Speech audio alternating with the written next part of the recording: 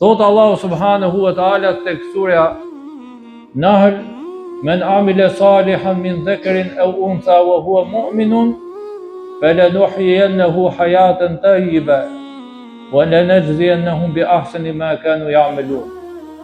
Thot Allahu subhanahu wa ta'ala, kuptimi i ajetit: kush bën punë të mirë, qoftë mashkull apo femër, pra qoftë mashkull apo femër, dhe është besimtar, ne do t'i japim një jetë mirë në këtë botë dhe do e shpërblim me veprën më të mirë që ka bërë ai njeri në ahiret, në botën e përteshme.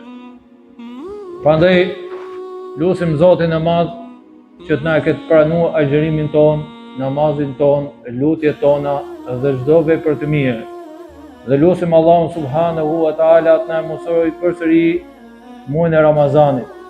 Lutim Allahun familjarisht, Zoti i Madh na boft besimtar, na boft njerëz të mirë, se vetëm kështu ne arrijm kënaqësinë e Zotit, arrijm të mirat e kësaj bote dhe xhenetin e Allahut në ahiret, në botën e përteshme.